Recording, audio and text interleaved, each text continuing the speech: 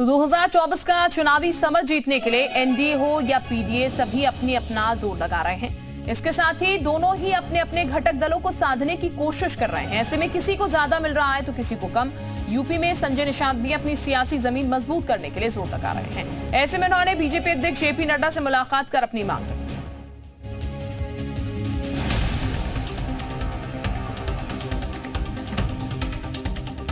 आने वाले लोकसभा चुनाव को लेकर सभी दलों ने अपनी तैयारियां तेज कर दी। बीजेपी हो या सपा, कांग्रेस हो या बाकी क्षेत्रीय दल, सभी चुनावी समर में जीत हासिल करने की जुगत में लगे हैं।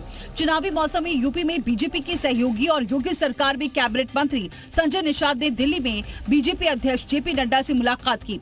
ये मुलाकात ऐसे समय में हुई है जब संजय निषाद सीट बंटवारे को लेकर नाराज बताए जा रहे हैं। जानकारी के मुताबिक वो अपनी पार्टी का सिंबल दिए जाने की मांग कर रहे हैं। उनका कहना है कि अगर ऐसा नहीं हुआ तो उनके समर्थक और कार्यकर्ता नाराज हो जाएंगे। अपनी पार्टी के सीटों पर चर्चा करने के लिए आए थे कि निषाद पार्टी को भी सिंबल मिलना चाहिए जिस तरीके से हम लोगों को मिला, और सम्मान के साथ हम लोग अलायंस है, नेचुरल अलायंस है।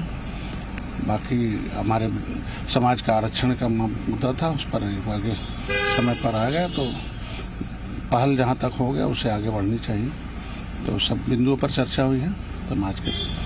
दरअसल एनडीए के यूपी में सीट बंटवारे के बाद से ही संजय निषाद की नाराजगी की चर्चा आम हो रही है। उन्होंने एक और लोकसभा सीट दिए जाने की मांग की है।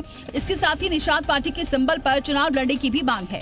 उनका कहना है कि अगर रालोद अपना दल सुभाषपा को उनका सिंबल दिया गया है तो उन्हें भी मिलना चाहिए। एनडीए गठबंधन में निषाद पार्टी को एक संत कबीरनगर की सीट मिली है, जिस पर संजय निषाद के बेटे प्रवीण निषाद को उम्मीदवार बनाया गया है, लेकिन उनको भी बीजेपी ने अपने सिंबल पर चुनावी मैदान में उतारा है। अब संजय निषाद एक सीट निषाद पार्टी के सिंबल पर भी चाहते हैं। ब्यूरो रिपोर्ट, जी मीडिया।